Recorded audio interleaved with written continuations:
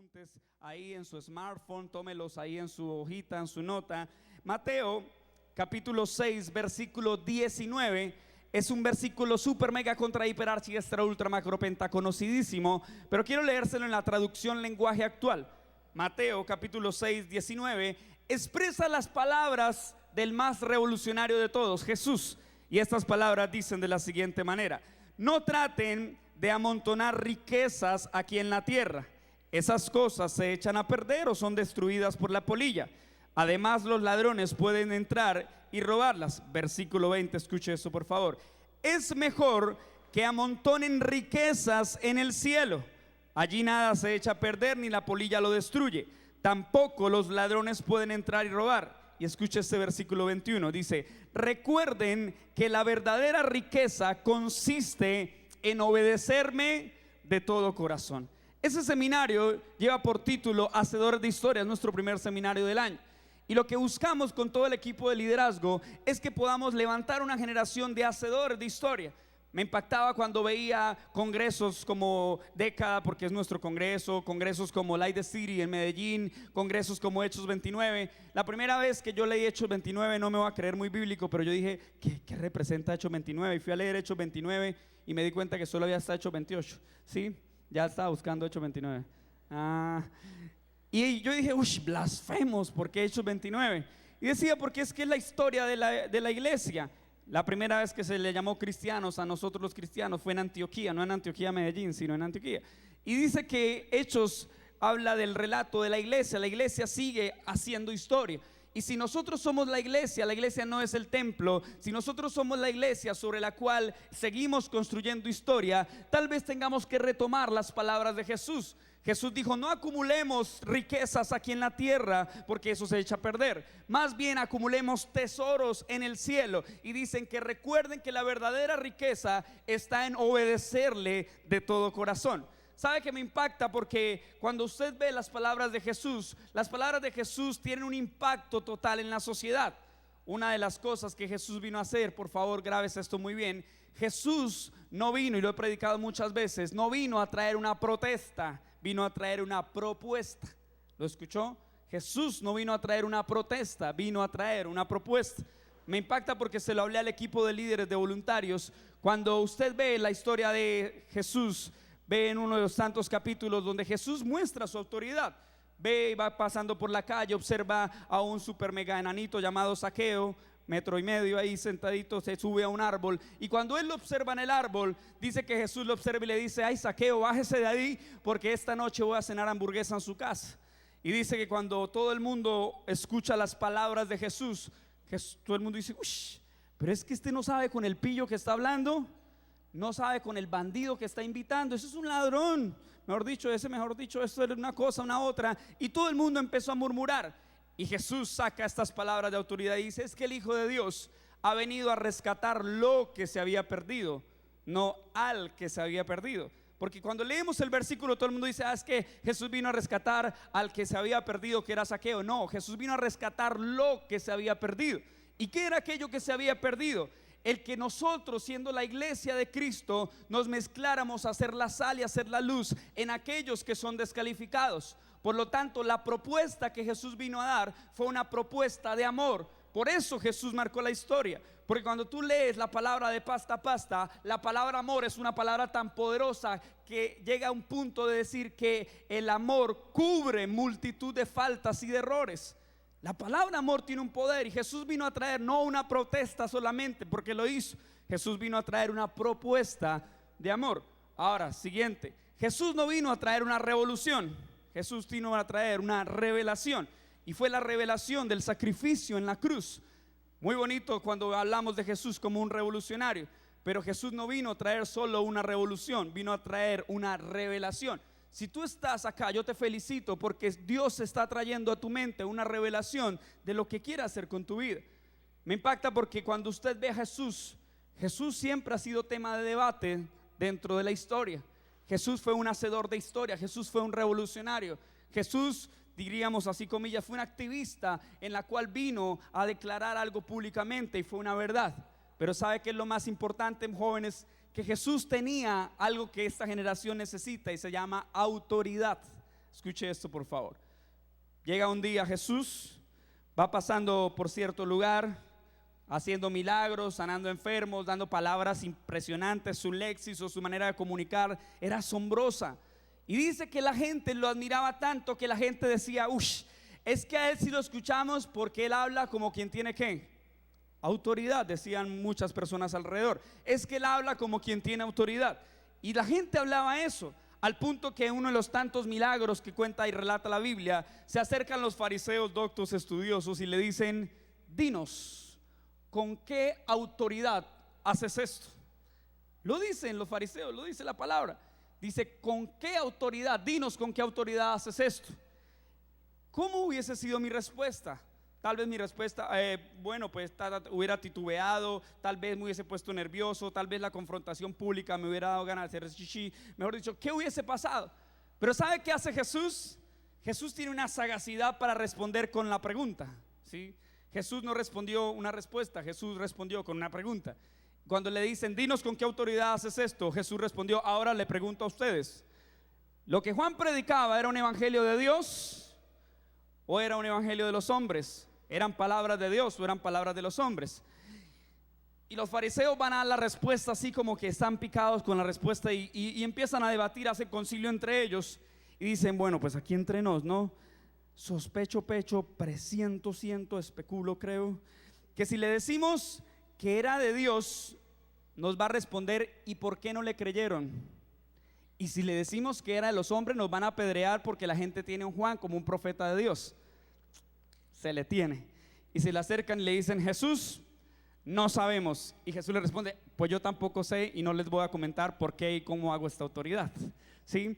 Para este tiempo en redes sociales a Jesús le hubieran puesto unas gafas acá y hubiera sonado así, la musiquita hacia atrás, ¿sí? El que lo entendió, ¿cierto? Me impacta porque todo el mundo espera la respuesta de Jesús y estos se creyeron astutos. No, ahorita le vamos a decir que no sabemos y lo corchamos. ¿No saben? Pues yo tampoco les digo con qué autoridad hago lo que hago. Jesús tenía una autoridad dominante en lo que hacía a diario. Y el problema es que esta generación tal vez ignora la poderosa palabra y el modelo a seguir que nos estableció el mejor hacedor de historia llamada Jesús. Por eso hoy le voy a regalar 3 cosas rápidamente, que si usted quiere ser un hacedor de historia, lo podemos hacer a diario. La iglesia no es una iglesia estática, es una iglesia continua, una iglesia progresiva. Pero si somos la iglesia de Cristo en la tierra, si somos los brazos de Él en la tierra, entonces usted está llamado a ser un hacedor de historia. Lo primero que le voy a hablar, por favor, y el primer consejo que le voy a dar es: elimine las excusas. Esa palabra es muy común hoy en día, ¿no? Elimine las excusas. ¿Por qué eliminar las excusas? Porque las excusas nos hacen como los del montón, así de fácil. Las excusas nos hacen personas del común y corriente. El verdadero hacedor de historia no conoce excusas. El pastor Cash Luna decía en alguna oportunidad: Dios te puede levantar de una caída, pero difícilmente te levantará de una excusa. Y tal vez el riesgo más grande que esta generación sufre es excusa tras excusa. A todo le ponemos excusa. Ahora, pero no solo nosotros. Si usted la escritura la lee, tal vez se va a encontrar con un hombre que era así como nuestro 10 de la selección Colombia, tartamudito, ¿sí? El señor Moisés. Y cuando llegan y le dicen: no, mire, es que le voy a poner su nombre, Moisés, usted va a ser un hacedor de historia, le dice Dios. No, pero es que sí, no sé hablar, soy tartamudo. ¿Y qué le dice Dios? No digas que eres un tartamudo, no digas, porque es que yo voy a hablar a través de ti. Le pasó a un hombre llamado Moisés, joven, recibiendo un llamamiento quizás, pero también pasó con un hombre llamado Isaías. Si usted lee más adelante, cuando Dios le hace un llamamiento a Isaías, lo primero que Isaías exclama es: Señor mi Dios, soy muy joven y no sé hablar. Fueron las palabras de un llamado Isaías. Señor mi Dios, soy muy joven y no sé hablar. Pero el Señor le dijo: no digas soy muy joven, porque lo que yo te diga que tú vas a decir, eso es lo que vas a exclamar. Por lo tanto, Dios no usó sus excusas. Y lo que le dijo a Moisés fue algo que le dice a esta generación hoy en día: ¿qué tienes en tu mano? Y entonces él muestra una varita. Y cuando muestra la varita, entonces a través de la varita usted conoce las historias que parecieran contados de los cuentos de los hermanos Grimm, pero no lo son. Son historias de la vida real. Son historias que Dios hizo a través de alguien que mostró qué era lo que tenía en su mano. La vara con la cual sucedieron muchas cosas. Y Dios no utilizó sus excusas. Dios usó el propósito que tenía para ellos. Hoy usted está aquí escuchando esta plática y lo que yo quiero que usted entienda es: Dios nos está llamando a eliminar esas excusas y a recibir el llamamiento de Dios. ¿Sabe? Muchos dicen que no sabemos hablar y muchos creen que el tema de servirle a Dios es coger este micrófono, pararse en este altar. Pero Dios está usando lo que tienes. Tal vez sea tu talento. Dios está usándote como empresario. Dios está usándote en tu universidad. Tal vez tienes algo en lo cual Dios hablará a otras generaciones para convertirte en un hacedor de historia. Yo estaba con unos discípulos gracias a un regalo que nos dieron por ahí. Algunos estuvieron en Interpark, estuvieron ahí algunos voluntarios, estaban en Interpark. Y yo soy pésimo para los juegos extremos. Mi esposa es muy valiente, yo soy cobarde. Pero yo recuerdo que todo el mundo dice: "Pa, mire cómo da vueltas eso", y mostraban el aparato ese. Y yo hablando aquí de valentía y allá todo amedrentado. Me acordé de una frase que dice: la valentía no es ausencia de temor, sino el temor que ya hizo sus oraciones. Entonces yo: Señor, por favor, sacratísimo rostro, cuídame. Me subí a esos jueguitos. Pero había uno en particular que yo lo promocioné. Y mire, tremendo juego extremo, el resbaladero. Los que han ido a Interpark, el resbaladero es buenísimo. Uy, no, pa, eso es muy aburrido. No, hagámosle. Pero cuando fuimos, yo no sé si la señora le habían dado camarón con jugo de limón pasado. Estaba con un mal genio. No digo que es de santandereano porque eso es un mito, ¿no? Pero la señora: disculpe señora, ¿qué quieren? Es para saber si podemos montar. No se puede montar todavía. ¿Por qué no nos podemos montar? Porque no ve que esto todo nos da. Y empezó a regañarnos porque eso no estaba encerado.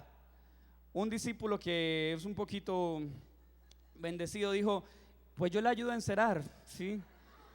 Y se subió a encerar con un trapero, resbaladero por resbaladero. Ahora, ¿qué pasó 5 minutos después? La señora gruñona era una señora que una vez finalizado el trabajo le dijo: le voy a dar un secreto, este es el costal que más resbala, ¿sí? Y lo empezó a poner y empezó a resbalar. Y los niños, como 15 niños haciendo fila, y la señora decía: ellos primero, ¿sí? Una mano de bolsones y los niños haciendo fila. ¿Y por qué nos ponían a nosotros? Porque alguien, discúlpeme, tuvo la iniciativa de cambiarle el estado anímico a otro. Tal vez esa señora estaba redecepcionada, refrustrada, reamargada, se quería ir y había comenzado el día. Pero si nosotros somos hacedores de historia, no importa la condición en la cual estemos, con una simple vara puedes hacer algo. Ahora, le pregunto, ¿qué hubiese sido mejor? ¿Ponernos a discutir con la señora, poner un buzón de sugerencias que esa señora está muy amargada? ¿O tratar de ir y mostrarles a través de nuestra conducta que podemos hacer, mostrar el amor de Jesús? ¿Saben? Las excusas están abiertas. ¿Sabía usted que en cierto país, lo omito, ya hubo alguien con tanta creatividad que ahora diseña excusas y la gente por internet paga esas excusas con tarjeta de crédito? No, es que ya me he inventado la reexcusa, la recontraexcusa. Se le tiene por tal web, no le digo la página porque más de uno la estará anotando ya para. Es que es unas excusas rebuscadas y la gente lo paga. ¿Por qué? Porque las excusas son muy fáciles. Las excusas nos hacen del montón, pero esta generación no es una generación del montón. Si Dios nos lanzara la pregunta: ¿qué tienes en tu mano?, ¿qué responderíamos? Es que yo no sé hablar. Entonces, como yo no sé hablar, Dios no me puede usar para cambiar esta generación.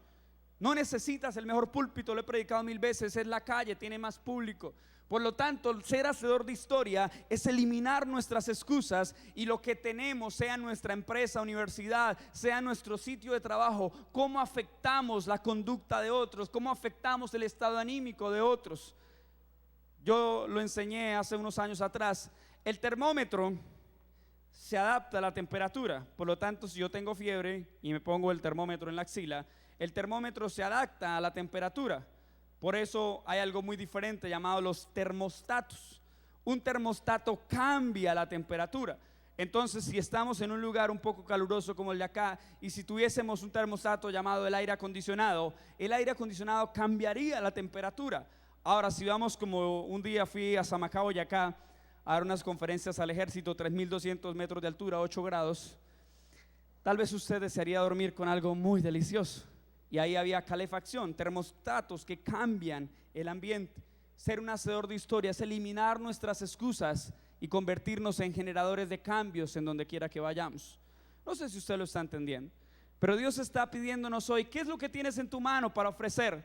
¿Qué es lo que tú tienes para ir y darle bendición a otros que tanto lo necesitan? Número 1, eliminemos esas excusas. Número 2, por favor, o antes de pasar al número 2, si usted mira por qué es prioritario quitar esas excusas, es porque Dios dice a través de Romanos, dice: la fe viene por el oír, y el oír viene por la palabra de Dios. ¿Qué tal si tú usas ese temperamento que Dios te dio? Yo a un discípulo le dije una vez: si Dios te dio una gracia especial y tiene ese don de gente de entrarle a los demás, ¿no cree que ese don de gente tiene que invertirlo en pro de compartir la verdad de Jesús? Podemos hacerlo.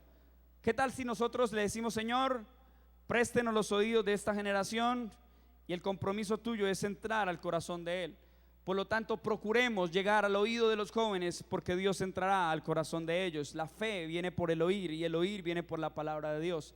Pero para eso necesitamos estar firmes nosotros. La canción que la banda estaba interpretando es una hermosísima canción que se llama Hacedores de Historia. ¿Sabe cuando yo escuché esa canción? Recién llegado a la iglesia nuevo. Hicieron unos bloopers, mostraron los videos de un campamento en el cual yo fui. Y recuerdo tanto que el pastor Jaime Andrés puso esa canción siendo adolescentes. Y yo escuché esa canción, discúlpeme, mi subconsciente, no sé, me clavó ese mensaje: yo seré alguien que haga historia en esta ciudad. Era un novato, un primíparo, un recién convertido, un neófito, un niño que aún estaba tomando leche espiritual, pero esa palabra a través de esa melodía me marcó tanto que hoy tengo el privilegio de poderla cantar. Si usted analiza, Dios quiere usar esta generación a todos sin excepción alguna, pero para eso necesitamos creer que Él necesita hacedores de historia. Elimina tus excusas, elimina tus complejos y recibe el empoderamiento que Dios quiere para esta generación. Amén. Número 2, si eliminamos nuestras excusas, entonces debemos hacer que nuestra vida pública sea consecuencia de nuestras pasiones internas.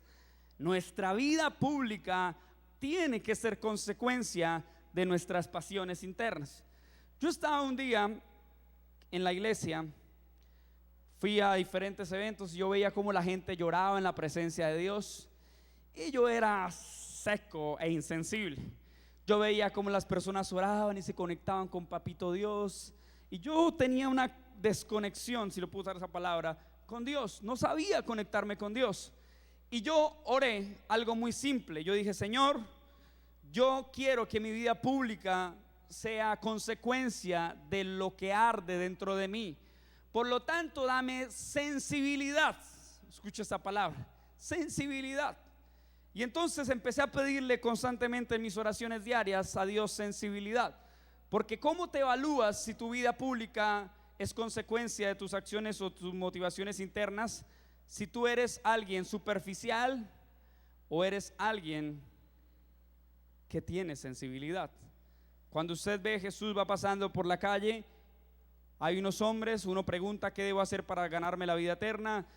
Dios le dice los mandamientos que tiene que cumplir. El tipo se emociona y dice: uy, ya todos los cumplí. Sí, pero como el Señor lo sabe todo, le dice: pero te falta uno. Vende todo lo que tienes y dáselo a los pobres. Bueno, un placer conocerlo, Jesús. Y siguió de su camino. Mira, te voy a enseñar algo. La Biblia nombra diferentes casos: Sara y Sara, nombra diferentes hombres como Abraham, se les cambió el nombre, se les hizo un cambio de nombre. La Biblia a ese, discúlpeme, cobarde, ni siquiera le da el primer nombre, lo llama el joven rico. Ni siquiera la Biblia se atreve a nombrar a alguien que no quiso hacer un hacedor de historia. ¿Por qué? Porque tenía motivaciones superficiales. Si tú tienes una motivación superficial, no puedes ser un hacedor de historia. Necesitas tener la sensibilidad que tenía Jesús. Y como resultado de esa oración, yo dije, Señor, pero algo tiene que pasar. Yo veía habitantes de calle y decía, Señor, yo tengo que hacer algo. Y se lo dije a mi equipo. Cada vez que íbamos a darle desayuno a los habitantes de calle, y me alegro que algunos chicos sean sucesores de esa visión, actores, los de las zonas. Pero le dije, nunca van a tomar una foto, porque hay una foto, usted no se ha visto, que le entregan a uno el pan y el jugo y el palo de selfie, ¿cómo se llama? Monopot. Sí, entonces salen así y mientras le dan el juguito, la humildad se acaba donde se presume, ¿sí? Entonces me alegra porque ellos no lo hacen con un corazón que tiene sensibilidad. Y yo veía a un habitante de calle y me daba una sensibilidad y me daba dolor, y iba a compartir un alimento. Me daba sensibilidad cada vez que iba a la cárcel y veía gente desbaratándose, revolcándose en el pecado, y eso me daba sensibilidad. Tanta sensibilidad obtuve que me pasó que días con Johan, estábamos en el Banco Magdalena, mi esposa no pudo viajar por cuestiones de salud, y a última hora me llevé a este muchachito. Yo tenía que predicar, éramos dos predicadores, John Alexander Ortiz, Mateito, estaba yo y estaba otro muchacho de Santa Marta. Yo prediqué viernes, abrí el congreso, prediqué el sábado en la mañana líderes y el sábado en la noche predicaba Mateito. Entonces yo dije, bueno, yo me voy a quedar en el hotel descansando. Estábamos ahí en el hotel, compartimos un rato ahí. Yo dije, no, yo me voy a quedar descansando. Me quedé y estaba sonando una película, o funcionando, Armagedón. Y yo vi esa película y dije, no, de pronto Dios me quiere hablar algo para el día siguiente poderlo predicar a través de esa película. Y estaba viendo la película Armagedón y yo veía escenas de la película, porque hay un sacrificio del suegro por el yerno. Eso no pasaría, ¿verdad? No pasaría en mi caso. No pasaría. Menos mal lo he dado cuenta. Y entonces estaba dando la película y yo así como, ya con el moco por acá salido, yo no voy a llorar, qué vergüenza con mi discípulo. Y yo no voy a llorar, no voy a llorar. Y ya tenía así, no voy a llorar. Y llega esa parte, no sé si ¿alguien se ha visto la película de Armagedón? Bueno, muy bien. Llega esa parte donde él tiene que sacrificar para salvar, comillas, la humanidad. Y él se va a sacrificar y el yerno lo coge y le quita el oxígeno y le dice, métase allá. Y lo saca y le dice, me corresponde hacer este trabajo a mí. Y el tipo, Harry no. Y empieza así en la película y todos afuera, maldito obstinado. Y yo no voy a llorar, no voy a llorar. Como la canción, y no voy a llorar cuando te vea partir. Trataré de borrar esta desilusión que dejarás en mí. Te juro por Dios que no voy a llorar. Y estaba ahí siendo fuerte cuando la película termina, ¿no?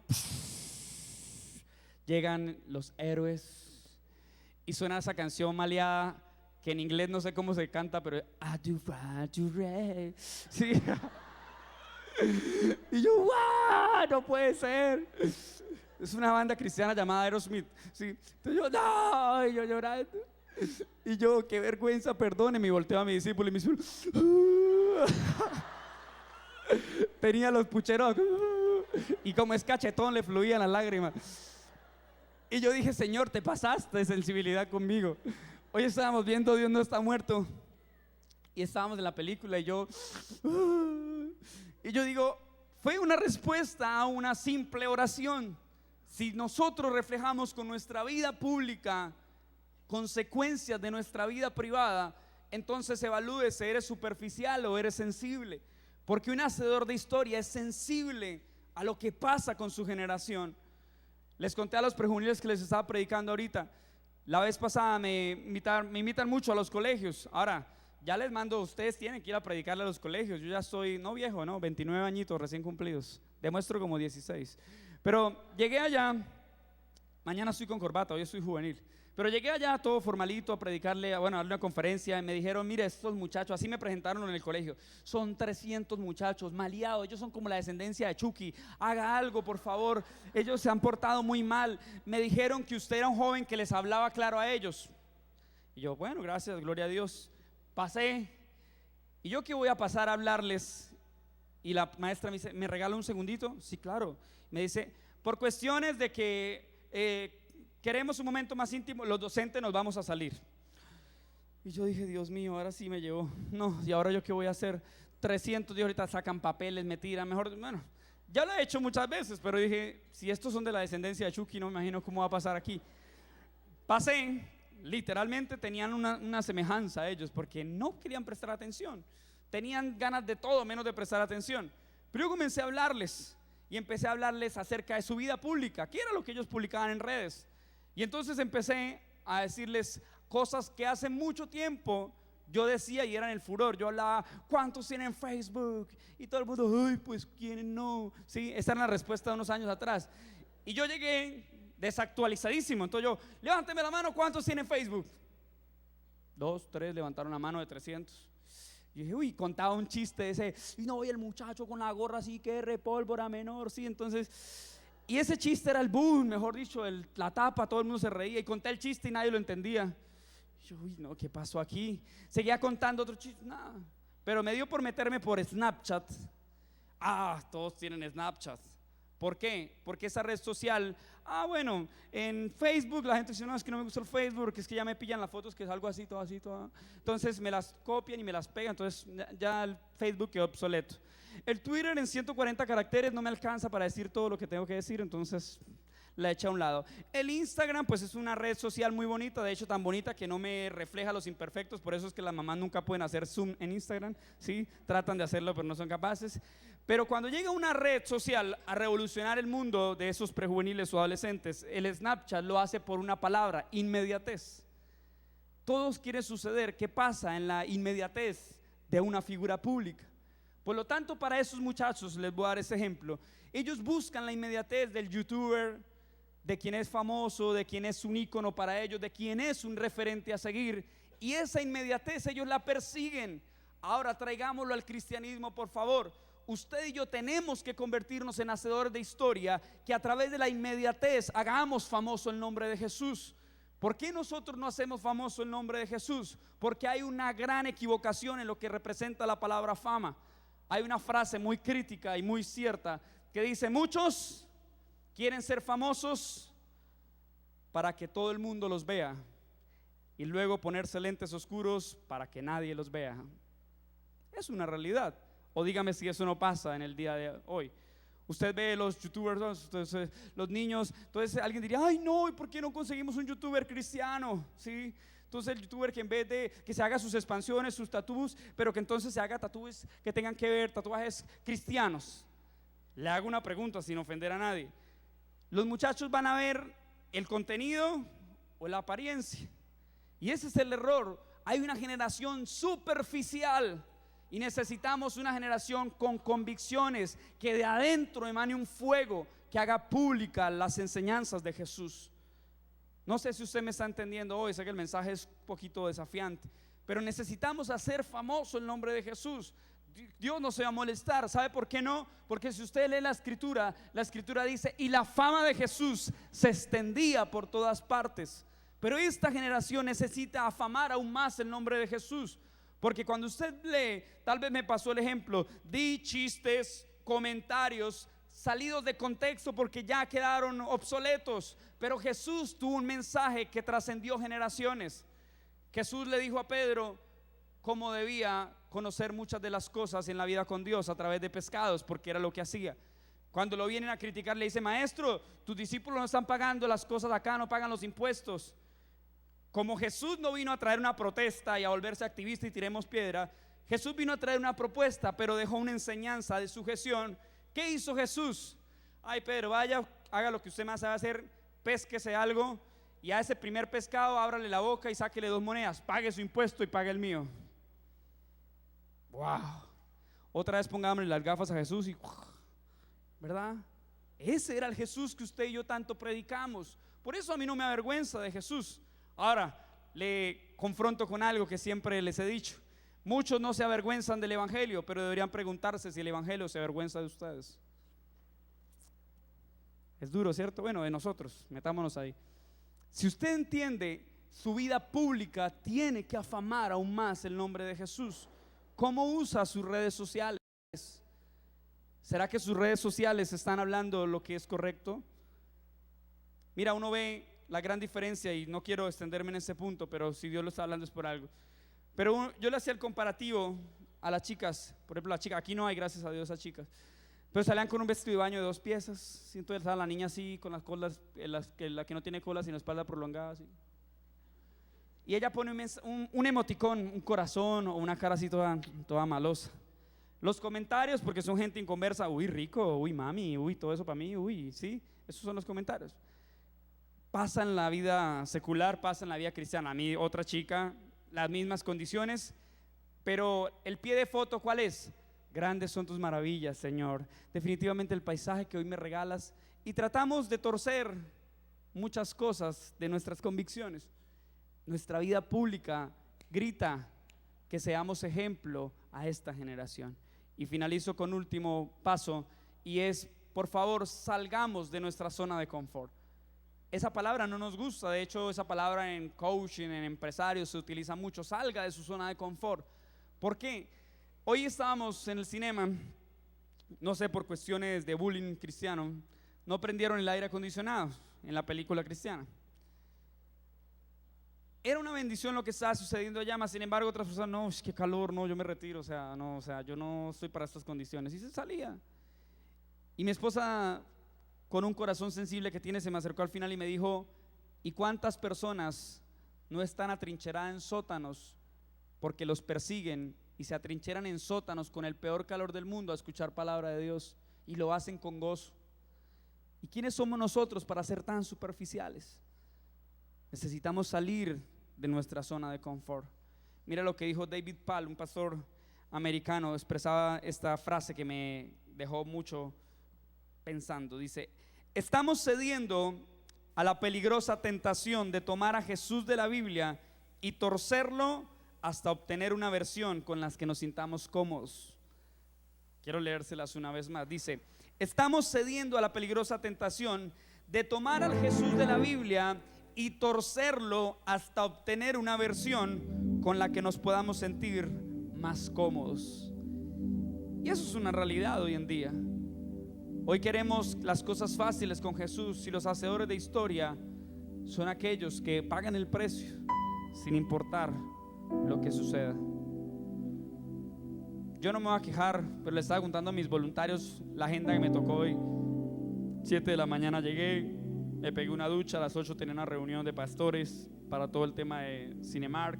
Salí a mediodía, a las 12 me fui a cambiar, me fui a presentar un evento del pastor Jaime Andrés de 1 a 5. A las 5 de la tarde me vine a predicar a prejuveniles y aquí estoy. Pregúnteme cuándo almorcé. Y ay, no, me va a dar gastritis. Yo dejé a un lado las excusas. He querido que mi vida sea pública, pero la confrontación que Dios ha hecho conmigo es sacarme de la zona de confort. Fabuloso el sistema en el cual estamos, pero ¿sabe que choca mucho ese sistema con Jesús? Porque Jesús dijo algo así como Maturana, ¿no? Perder es ganar un poquito. Jesús dijo: para vivir hay que morir. Jesús dijo: si el grano de trigo no cae en tierra y muere, no puede llevar mucho fruto. Jesús usó palabras para decir: el que quiera salvar su vida la perderá, pero el que la pierda por mi causa entonces la ganará. Choca con lo que usted y yo pensamos que es riqueza y éxito en lo que hacemos a diario. Saben, este mes no solo es un mes donde muchos auguran las lluvias, pero si yo puedo sonar evangélico y todo predicador lo suena, ¿qué tal si empezamos a creer en que esa lluvia también se transforma en la lluvia espiritual de bendiciones que Dios tiene para esta generación? ¿Qué tal si usted y yo decidimos salir de la zona de confort? Mi esposa lo decía, yo fui a la primera película que hizo Canción Producciones, y si nos ven por la web o por YouTube, que ellos me piden que la solicite, que hable sobre esto, uno dice, empezaron con algo muy simple, pero se metieron a las salas de cine, y cuán difícil fue hacerlo, cuánta persecución tuvieron y cuántos millones invirtieron. ¿Por qué nos regalaron a algunos de pronto ver la película? Para que difundamos en ustedes. ¿Por qué no hacemos que otras personas conozcan de ese Jesús?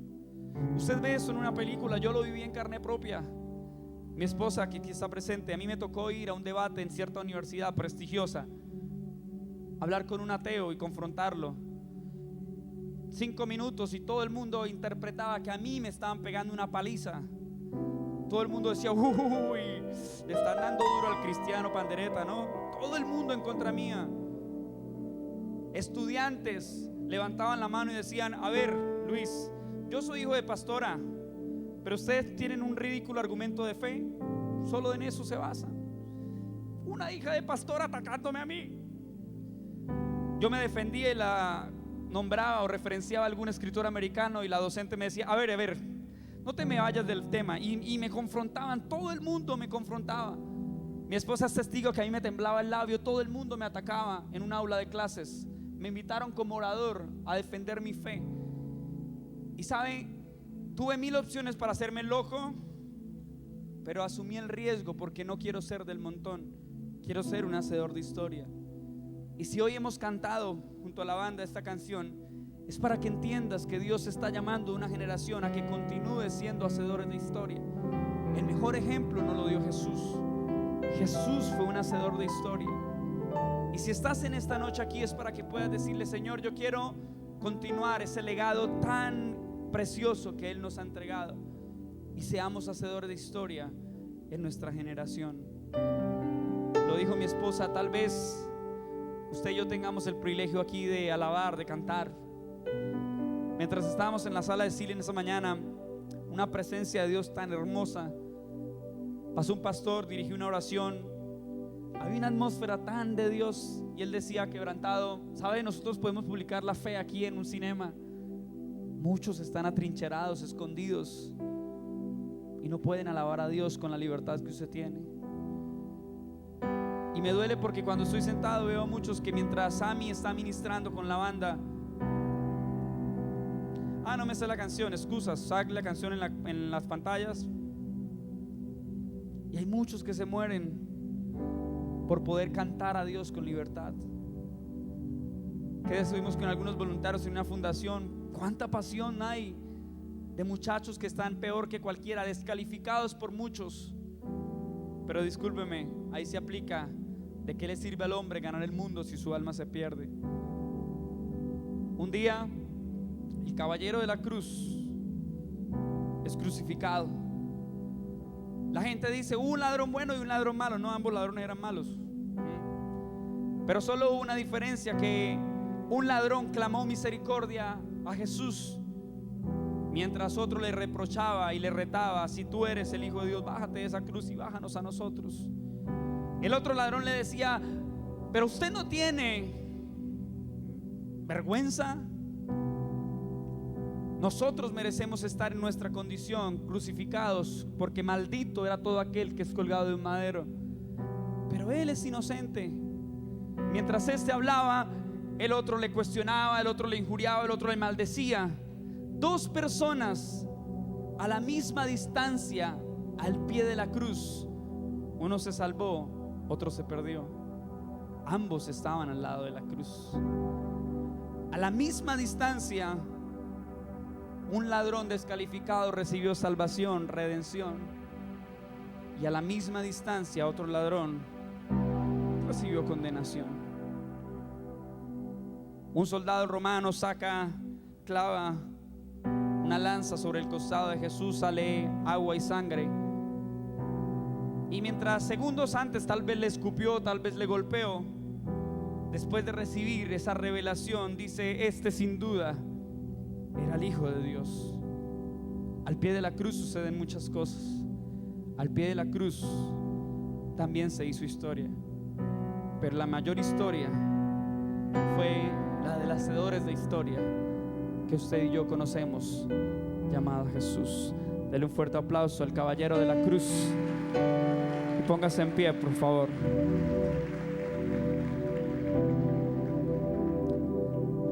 Sé que el tiempo se ha ido, pero si usted realmente quiere ser un hacedor de historia, le pregunto, hoy al pie de la cruz, ¿cuál va a ser tu reacción? ¿Cuál va a ser tu actitud? Al pie de la cruz, muchos se pierden, muchos se condenan. Al pie de la cruz, otros la dejan. El que toma su cruz y le sigue es entonces un discípulo de Jesús, porque aquel que pone la mano en el arado y mira atrás no es digno de ser llamado discípulo de Jesús. Si usted me pregunta cuántas veces quiso rendirse, dejar a un lado el ministerio, muchas veces, muchísimas. Muchos problemas, crisis, crítica, también crítica. Pero sigo creyendo en lo que el caballero de la cruz amablemente hizo por mí. Y por eso le creo, por eso le sirvo. Porque Él no tuvo excusas, sino que dijo: si es posible, pasa de mí esta copa, pero que no se haga mi voluntad sino la tuya. El mejor hacedor de historia nos dio el mejor ejemplo de que esto no es una revolución, es una revelación de la cruz. No fue una protesta. Él no dijo: me voy a clavar allá como rebelde. Fue una propuesta de amor. Lo entregó todo por ti. Quiero que pongas tus manos sobre tu corazón. Padre, gracias por esta noche, por tu palabra y por ser el mejor hacedor de historia de la humanidad. Hoy con cada chico aquí reunido, con cada joven, Señor, te damos gracias porque sé que no solo hubo una protesta, sino una propuesta de amor. No solo hubo una revolución en el mundo, hubo una revelación de la cruz. Y hoy, Señor, yo quiero continuar siendo la iglesia de Cristo. Quiero continuar siendo esa iglesia activa y no pasiva. Quiero continuar siendo esa iglesia que elimine las excusas, porque las excusas son del montón. Yo he llamado, mi ser ha sido llamado a ser un hacedor de historia. ¿Cuánto joven hay aquí, Señor, que tú les estás extendiendo un llamado, un llamamiento? Y muchos de ellos hoy renuncian a sus complejos, renuncian a un pecado, renuncian a aquello que los obstruye de conectarse contigo, Señor, y hoy renuncian a eso. Muchos de ellos hoy te dicen: Dios, yo quiero que mi vida pública sea consecuencia de mis convicciones internas, sea consecuencia de una vida privada que te ame. Yo no quiero una generación superficial, dice Dios. Una generación sensible es lo que desea el Señor. Y por último, Señor, levanta una generación que salga de la zona de confort y se atreva a proclamar el evangelio, las buenas noticias de salvación. Que así como a hombres, mujeres, empresarios, pastores se unieron, Señor, y a través de una película hacen que el mundo entero pueda verlo y que la palabra se cumpla, todo ojo le verá. Así como ellos, Señor, han pagado el precio, así como tanto hemos cantado canciones como Dios no está muerto, así como muchos de nosotros hemos mandado un texto, Dios, yo quiero que tú levantes una generación de alto nivel activa. Levanta una generación de alto nivel que no se quede mirando, sino que quede vislumbrando, visionando, porque no vivimos por vista, sino por fe. Levanta tus manos ahí en esta noche. Y si tú estás realmente conectado con lo que la palabra de Dios nos ha regalado, yo quiero que concluyamos este momento diciéndole: Señor, gracias, porque seremos hacedores de historia en esta generación. Seremos hacedores de historia en nuestra universidad. Seremos hacedores de historia en nuestra nación. Seremos hacedores de historia en tu familia. Tú y tu casa servirán al Señor. Tú y tu casa adorarán al Señor. Tú y tu familia le servirán. Tu universidad ha de recibir el mensaje de salvación. Tu colegio, tu empresa, el lugar a donde Dios te lleve, Dios te dice: ¿qué tienes en tu mano? Profesa. Eres hacedor de historias, eres hacedor de prodigios, eres transformador de mundos. Y entonces recibe lo que Dios quiere entregarte hoy. Recibe empoderamiento, autoridad de Dios sobre esta generación. Yo seré, puedes decirle a alguien que haga historia en esta ciudad. y le hablaré de tu verdad. Háblate